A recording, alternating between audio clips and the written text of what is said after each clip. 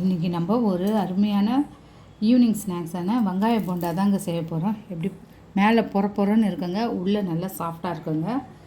ஈவினிங்கில் டீ சாப்பிடும்போது, காஃபி சாப்பிடும்போது இம்மிடியேட்டாக ஒரு ஸ்நாக்ஸ் வேணும்னா இது சிம்பிளாக செய்யலாங்க. இந்த வெங்காய போண்டாவை, இந்த அருமையான வெங்காய போண்டாவை எப்படி செய்யலாம் பார்க்கலாம் வாங்க.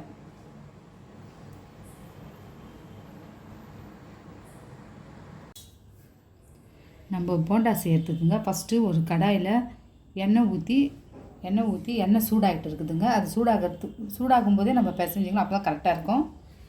ஒரு பாத்திரத்தில் பெரிய வெங்காயமாக நீட்டாக கட் பண்ணி வச்சுருக்காங்க. இது வெங்காய போண்டான்றதால நல்லா வெங்காயம் அதிகமாக சேர்த்துருக்கேன். 2 வெங்காயத்தை நீட்டாக மெலிசாக அரைஞ்சி வச்சுருக்கோங்க. தேவையானதெல்லாம் இதில் போட்டுடலாம். 2 வெங்காயம், கொஞ்சம் இஞ்சி, ஒரே ஒரு பச்சை மிளகா பொடியாக கட் பண்ணியிருக்கிறோம், கொஞ்சம் கொத்தமல்லி, கொஞ்சம் கறிவேப்பிலை, இதெல்லாம் சேர்த்துட்டு கூடவே சீரகம் 1 ஸ்பூன் சின்னதாக, கொஞ்சம் பெருங்காயம் 1 ஸ்பூன் கணக்கில், காரத்துக்கு பச்சை மிளகாய் 1 போட்டிருக்கோம். கூட இது காஷ்மீர் சில்லி கலரும் கொடுக்கும், காரமாகவும் இருக்குங்க. இது 1 ஸ்பூன் போட்டுக்கலாம். தேவையான அளவுக்கு 1 ஸ்பூன் உப்பு, ஒரு 1.5 ஸ்பூன் போட்டுனேன். கூடவே சோடா மாவு, சமையல் பண்ணுற சோடா மாவுங்க. இது சமையல் சோடா மாவு ஒரு 1/2 ஸ்பூன் சேர்த்தாச்சுங்களா.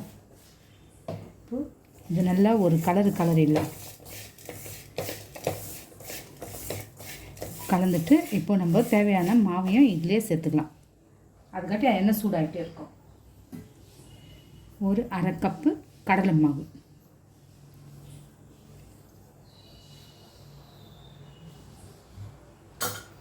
ஒரு 1/4 கப்பு மைதா மாவு,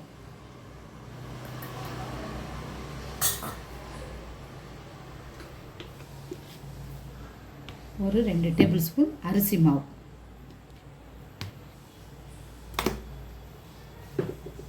அவ்வளோதாங்க. நம்ம போட வேண்டிய எல்லா மசாலாவும் போட்டாச்சு. ஃபஸ்ட்டு வெங்காயம் மசாலாலாம் போட்டுட்டு அதுக்கப்புறம் இது கலந்து விடலாம். இப்போ எண்ணெய் நல்லா சூடாகிட்டுருக்குது. சூடாகும் போதே அந்த எண்ணெயை 1 ஸ்பூன் இதில் ஊற்றிக்கலாம்.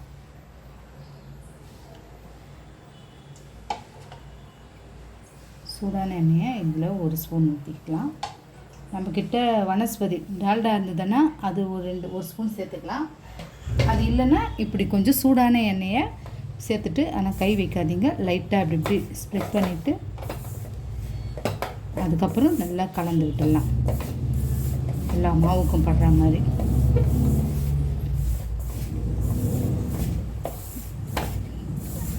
இப்படி நல்லா கலந்துட்டு நம்ம கொஞ்சம் கொஞ்சமாக தண்ணி தெளித்து பிசைஞ்சிக்கலாம்.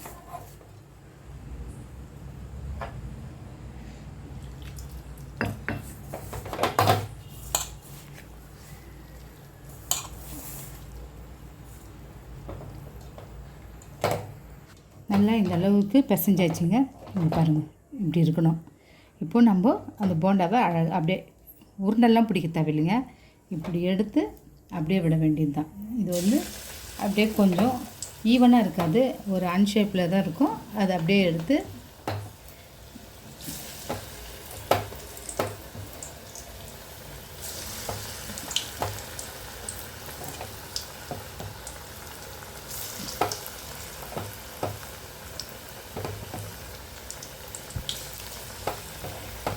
அவ்வளோதான். நல்லா 2 பக்கமும் வேக வச்சு எடுக்கணும்.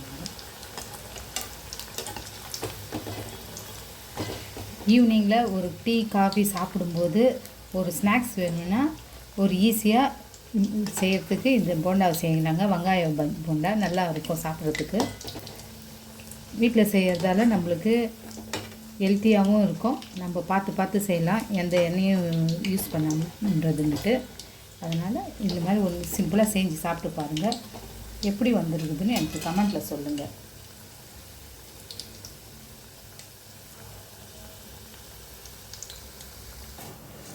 அவ்வளோதாங்க. 2 பக்கமும் நல்லா பொன்னிறமாக ஆயிடுச்சு. அப்படியே எடுத்துட வேண்டியது தான்.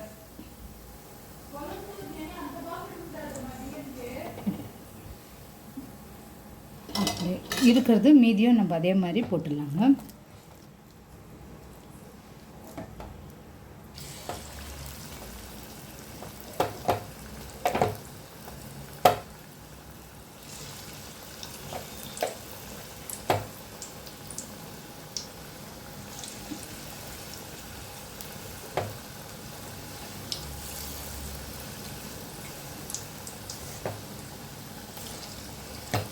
நம்ம இருக்கிறது இதே மாதிரி பொரிச்சு எடுத்துக்கலாங்க. நல்லா 2 பக்கமும் ரோஸ்ட் ஆகிடுச்சிங்க. பொன்னிறமாக பொரிச்சு எடுத்துட்டோம். அவ்வளோதான். அப்படியே எண்ணெய் எடுத்துகிட்டு டீ ஹோட்டலில் கடைங்களில் போடும்போது பெரிய கடாயை வச்சு நிறைய எண்ணெய் ஊற்றி பெருசு பெருசாக போடுவாங்க. கூட கொஞ்சம் கலருக்காக ஃபுட் கலர் சேர்ப்பாங்க. நம்ம அதெல்லாம் எதுவும் இல்லாமல், ஆனால் டேஸ்ட்டு அதை விட இன்னும் அருமையாகவே இருக்கும், ஹெல்த்தியாகவும் இருக்கும். இதே மெத்தடில் நீங்களும் ஒரு முறை இந்த வெங்காய போண்டாவை செஞ்சு பாருங்கள். எப்படி இருக்குதுன்னுட்டு பாருங்கள். எப்படி பொறப்பொறன்னு எப்படி இருக்குதுன்னு கமெண்ட்டில் சொல்லுங்கள். இந்த வீடியோ பிடிச்சிருந்தா ஒரு லைக் பண்ணுங்கள். மீண்டும் நம்ம மற்றொரு வீடியோவில் சந்திக்கலாம். தேங்க்யூ.